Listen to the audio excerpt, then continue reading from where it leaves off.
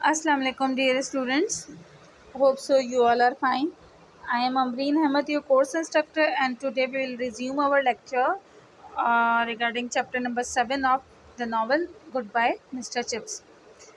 In yesterday's lecture we discussed that how Catherine's recollections and reminiscences are actually the assets for Mr. Chips, and Mr. Chips, whenever he is there at Mrs. Wickett's home, and whenever it's twilight and the bell rings, and he is drawn into the river of recollections of Catherine, and he would recall everything about the Catherine, her walk and her time in the Brookfield.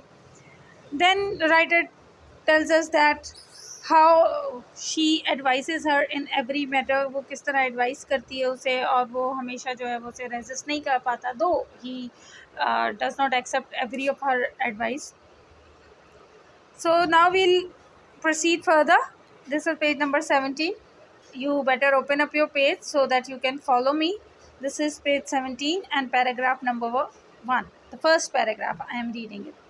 And so on, और ऐसा ही होता रहा. About once in 10 times he was adamant and would not be persuaded.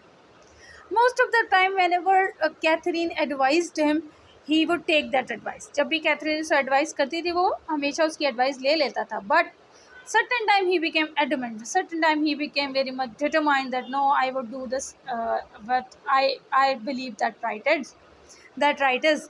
तो adamant मतलब बेटा बहुत ज़िद्दी हो जाना या सख्त हो जाना, बात ना मानना, ठीक है.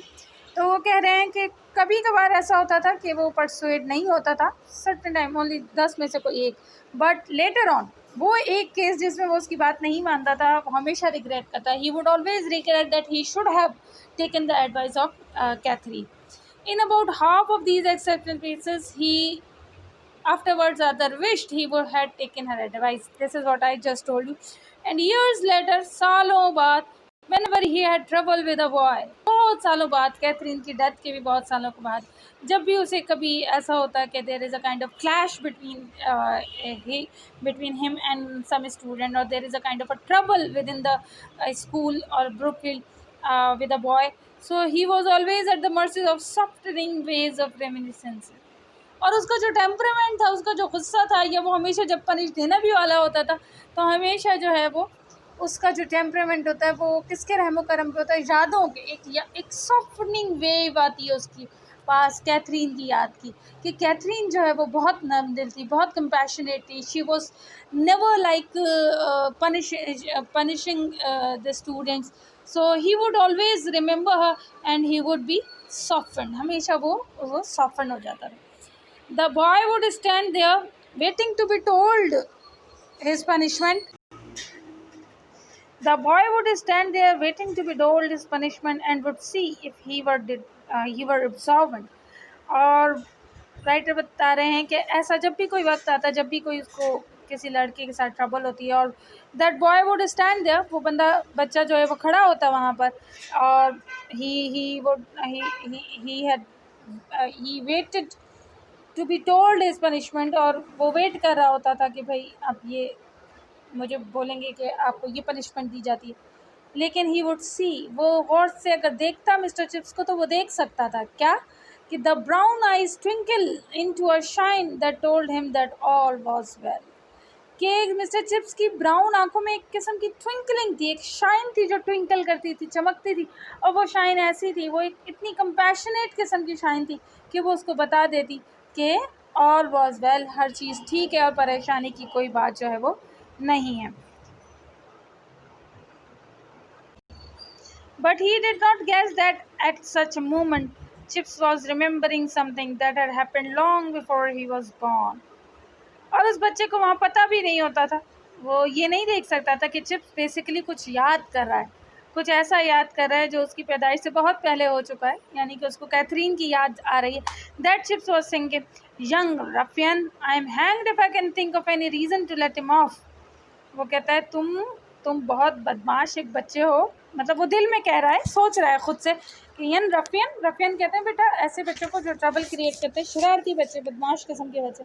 वो कहता है I am hanged if I can think of any reason to let him off. मुझे फांसी हो जाए, यानी कि मैं तुम्हें अगर छोड़ दूँ तो, या कोई रीज़न सोच लूँ कि तुम्हें छोड़ने की, but I'll bet she would have done.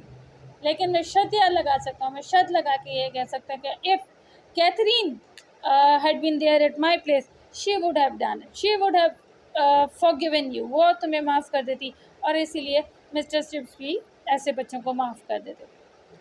But she had not always pleaded for leniency. Next para है बेटा. राइटर कह रहे हैं कि हमेशा कैथरीन लीनियंसी के लिए प्लीड नहीं करती. प्लीड मतलब दरख्वास्त करना, लीनियंसी मतलब रियायत. ऑन रादर रेयर ओकेजन, कभी कभार ऐसा ओकेजन भी होता था, रेयर मतलब कभी कभार. She urged severity where Chips was inclined to be forgiven. वो कहती थी सख्त पनिशमेंट दी जाए, सिवियरिटी के साथ इस मसले को डील किया जाए, जहाँ चिप्स ये सोचता था कि चलो इसको माफ़ कर देते हैं. I don't like this type. मैं इस किस्म के बच्चों को बिल्कुल पसंद नहीं करती हूँ. Chips, he is too cocksure of himself. Cocksure मतलब एरोगेंस होना किसी में, या अपने आप में बेइंतहा एतमाद करना, या बस ये समझना कि I am right and everybody is wrong. So that is called cocksure. If he is looking for trouble I should certainly let him have it. और अगर वो ख़ुद किसी मुसीबत में फंसना चाहता है तो फिर हमें इसको फंसने देना चाहिए, और हमें इसको देखना चाहिए कि क्योंकि ये समझता है कि यही हर बात ठीक कर सकता है, तो इस बच्चे को देख लेना चाहिए कि इसके डिसीजंस इसको किस मुसीबत में फंसाते हैं. But a host of little incidents all deep buried in the past. वो कहता है ये कितने सारे छोटे छोटे इंसिडेंट्स हैं, छोटे छोटे वाक़यात हैं, और आज जो हैं ये डीप बरिड, बहुत नीचे तक दफन है पास्ट में, माजी में. Problems that had once been urgent. ऐसी प्रॉब्लम्स जो एक वक्त था जब वो बिल्कुल अर्जेंट थे, उन्हें फ़ौरन देखना था हमें. Arguments that have been once been keen. और कुछ आर्ग्यूमेंट्स, कुछ मतलब बहस मुबाहिसे जो बहुत ही हीटेड थे और बहुत ही मतलब पूरे जोश के साथ हम करते थे, यानी कि कैथरीन और चिप्स जो है वो anecdotes that were funny only because one remembered the fun. और वो छोटी छोटी कहानियाँ, छोटे छोटे किस्से बिल्कुल फ़नी किस्म के, और ये फ़नी सिर्फ इसलिए है कि चिप्स जो है उसमें मौजूद फ़न जो है वो रिमेंबर कर सकते हैं. कहानी बजाते ख़ुद फ़नी नहीं थी, लेकिन कैथरीन और चिप्स की जो कंपेनियनशिप थी, the fun in that, the enjoyment in that Chips could still recall, and that is why those anecdotes are funny. बेटा एंसिडोट्स कहानियों को कहते हैं. Did any emotions really matter when the last trace of it had vanished from the human memory? Now from here, these lines are very beautiful. Writer कहते हैं क्या इंसानी emotion जो हैं, कोई भी इमोशन, उसका कोई फ़ायदा है? क्या वो रियली मैटर करते हैं? क्या उनका किसी भी किस्म की कोई वर्थ है? अगर वो आपकी याददाश्त से गुम हो जाए, ह्यूमन मेमोरी से वैनिश्ड हो जाए, ख़त्म हो जाए. देखिए बड़े बड़े लोग इस दुनिया में आते हैं, कुछ लोग होते हैं जो आपकी ज़िंदगी के लिए बहुत इंपॉर्टेंट होते हैं. आपको लगता है शायद ये लोग ना रहे तो आपकी ज़िंदगी ख़त्म हो जाएगी, लेकिन आहिस्ता आहिस्ता क्या होता है, वक्त जो है वो हर चीज़ पर धूल डालता चला जाता है. Time is a thing, a very cruel thing which erodes each and every memory. Time जो है और एज जो है वो हर मेमोरी जो है आहिस्ता आहिस्ता खा जाती है, ख़त्म कर देती है, और उसकी वर्ड जो है वो ख़त्म हो जाती है. ठीक है. And if that were so, और अगर ऐसा ही है, what a crowd of emotions clung to him as to their last home before annihilation. बोलते हैं अगर ऐसा ही है कि वाकई इमोशंस जो हैं जो मेमोरी में रहते हैं वो फिर ख़त्म हो जाते हैं, तो फिर ये जो इमोशंस है, क्राउड ऑफ इमोशंस, ये जो टेंडर इमोशंस है उसके अंदर, कभी हंसी की मतलब उसके अंदर एक फीलिंग आती है, कभी सैडनेस है, कभी कंपैशन है, कभी लव है, वो जो कैथरीन के लिए महसूस करता है, ये सारी मेमोरीज, ये सारी इमोशंस जो हैं वो अभी उसके दिमाग में, उसकी मेमोरीज से चिपके हुए हैं. क्लिंग माने चिपकना, clung is a sticking somewhere, clung इसकी सेकंड फॉर्म है बेटा. ठीक है. तो वो कहते हैं कि वो ये सब जो है वो ख़त्म होने से पहले, एनाइलेशन कहते हैं बेटा किसी चीज़ का तबाह हो जाना, ख़त्म हो जाना. तो इनका जो आखिरी घर है, आखिरी होम है, वो कहाँ है? ये मेमोरी है किसकी? मिस्टर चिप्स की. He must be kind to them. तो जाहिर सी बात है वो भी जो मिस्टर चिप्स हैं, he should be kind to these memories. उनको ये मेमोरीज जो हैं वो कंपैशनेटली डील करनी चाहिए. Must treasure them in his mind before their long sleep. और उसको मतलब इन चीज़ों का ट्रेजर करना चाहिए, उसको इनकी अहमियत समझना चाहिए, और बहुत इसको कीमती समझना चाहिए इससे पहले कि ये बिल्कुल सो जाएं या ख़त्म हो जाएं, यानी कि उसकी मेमोरी से भी ख़त्म हो जाए. जब आप बहुत एजड हो जाते हैं तो आहिस्ता आहिस्ता आप मेमोरीज़ भी जो हैं वो भूल जाते हैं. अब देखें इसी तरह एक और मेमोरी की ये बात कर रहे हैं, that affairs of archers resignation, जैसे कि वो मामला जब आर्चर ने रेजिग्नेशन दिया, for instance a cure business, वो एक बड़ा क्यूर किस्म का अजीब सा मसला था, that was, and that affair about the rat that Dunster put in the organ loft with old Ogilvy was taking was when old while old sorry, and that affair about the rat that Dunster put in the organ loft when old Ogilvy was taking car practice. और बोल रहा वो वाकया जब डंस्टर ने क्या किया था, उसने ऑर्गन के अंदर, ऑर्गन होता है बेटा एक किस्म का म्यूजिकल इंस्ट्रूमेंट है जो आप मुंह से बजाते हैं, उसके लॉफ्ट के अंदर क्या डाल दिया था, एक चूहा डाल दिया था, जस्ट टू टीज द ऑगिलवी। ऑगिलवी एक बच्चा था जो कि कार प्रैक्टिस कर रहा था, जो कि ऑर्गन बजाने की प्रैक्टिस करनी थी, उसने वो प्रैक्टिस ले रहा था, तो उसने जाके उसके अंदर चूहा डाल दिया था just for fun. Ogilvy was dead and Dunstan road in Zetland.